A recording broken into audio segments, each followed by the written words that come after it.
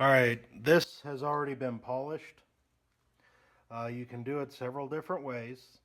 This is just how I do it. I use the green stuff, which is for aluminum and soft malleable metals and stuff like that. Uh, but I use just one of these. I usually use the yellow, depends how bad your starting base is that you're going with. Sometimes if they're really have, once you get rid of the clear coat that's been put on them, if it has eaten through a lot of the clear coat and you got a lot of spots everywhere on your wheel, I usually always go with the yellow one. And still this same polish. If you're once you take off the clear coat, if yours is as beautiful as chrome, use the white one. I would still use this same stuff. The only time you don't really use this green is if it's even more scratched up where it's going to take a lot where you actually have to sand this to make it come out right. I would still use this, but maybe use, I believe it's the brown one. But then as soon as you're done with that, you use another yellow one, use the green, and then get a white one and use the green again to polish it up. To do it right, you're going to have to do it several times, and it all depends on what kind of gloss you want. But when I do it, I always start off with this ridge first, then this ridge, then this, then the top, then I go along the beaded edge here, and then around the outside. And then after all that's done, then I come in here and do this. And then if you want to, you can go ahead and clean this up, but don't polish it because you'll just be wasting a whole lot of time and product because it's going to be covered by one of those guys.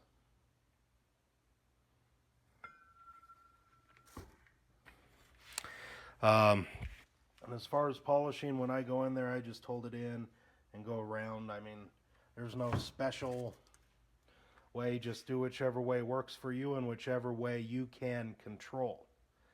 Control is the key because this can get away from you pretty good and start scuffing in and then going off. And you got to watch out for this fellow right here. See, when you look, it's right there. So if you get too close or too much of an angle over here like this, you're going to end up scratching all up along the edge here or anywhere where this metal piece is going to touch. So watch it very carefully. So, and then once you polish it all up, it'll look like this. I still have to do the center here. And then I still have to do these ones here, which I will show on how you polish them coming up later. All right. As I mentioned before, some of my videos were messed up, and so I'm having to redo this video.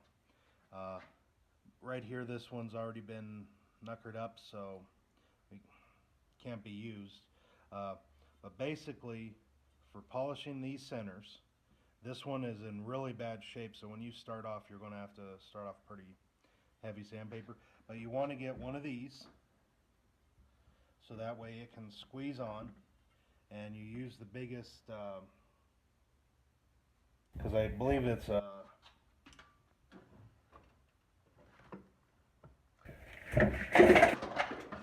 oscillating sander. But you just want to use the rubber. You want to have this on here, and then it will fit into this area. So that way you get it on, and you squeeze it on. And then whatever size nut it takes to go on there, which in this case it's 9/16, you just turn it around.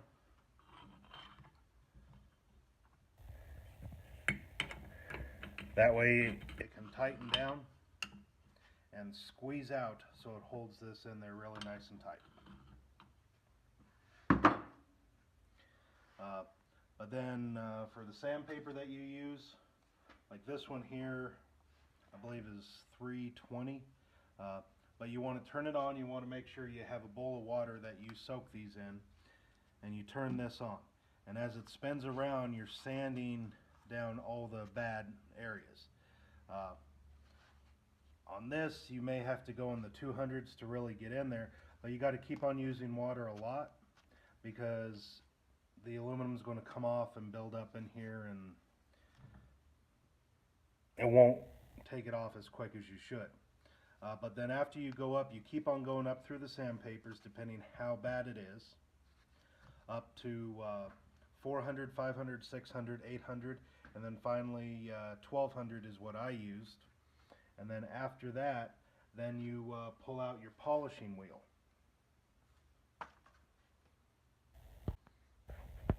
Alright, then you get your polishing wheel out. After you've done all that, you make sure it's all good everywhere. And then on your polishing wheel, you get out the green compound polish, turn it on, get it on here, and then you don't turn this on during this part. You just have this on, and then you're moving it around like this, and you're moving it with your hand. Make sure it's all the way away, because otherwise it'll start spinning. And then you just go over polishing it up until it looks as good as you see on my wheels. Alright, I already painted this, but what you do is you put tape over everything you don't want painted black. Should be simple enough. This is what I use, just gloss black. Tried it on the other wheels, they come out good, so I'm sticking with it. I have it on a little turntable here, so when I first start spraying, I spin it in this direction and I spray up top here, and then I come here and let it go around and spray this.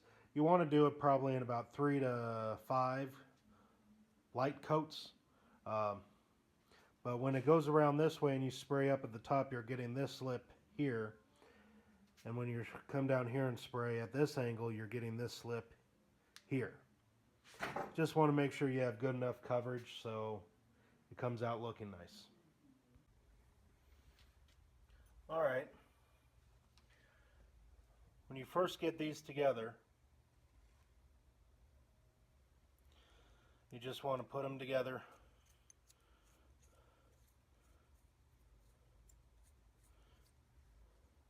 And screw them back all the way in.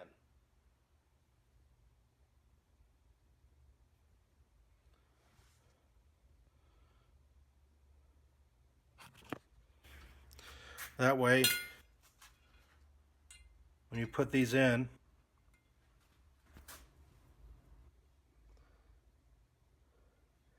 get them right there, and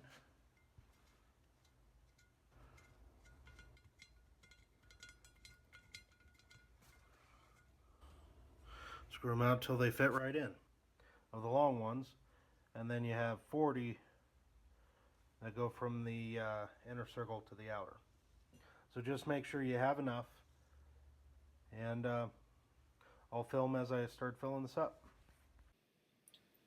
I'm overlapping this part of the video mainly because I lost a lot of the videos showing them being put together. And really, you've already taken them apart, or you've seen them taken apart, so you don't need to see them being put back together, because it's the exact opposite. But when you put them back together, you want to make sure wherever they're going in, it's nice and clean. And just take your time on this part, because this is where it will really show all your hard work. And if you've made it this far, doing them on your own, this part would be amazing.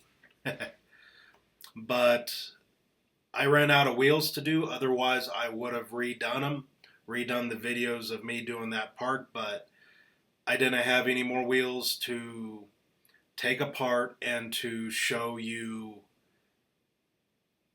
how to put them back together, which you can already see.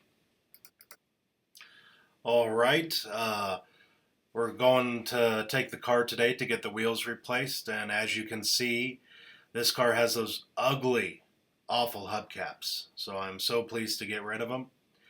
And while we were at the store getting them on, luckily the car was inside while we were getting hail. It looked nice and sunny when we went out, but luckily, like I said, the car was inside when it started hailing, and it kept on coming down more and more, and it got a little bit bigger too, so I'm sure if my car was outside, it definitely would have got a little bit of damage. But that's Colorado for you. And I thought this would make a nice video watching the car roll out. First time seeing the wheels on the car, and they do look amazing. Don't worry about the hubcaps, or not the hubcaps, but the center caps. I do have them. It's just I didn't want to put them on after the hail and the rain, and I'm just going to put them on later. I won't have them on with this video, but I will have them posted on the Facebook things. So I hope you guys enjoyed it.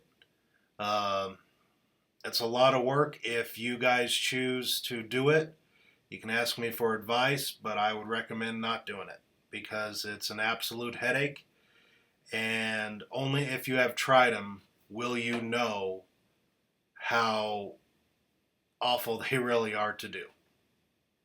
Thank you and have a good day.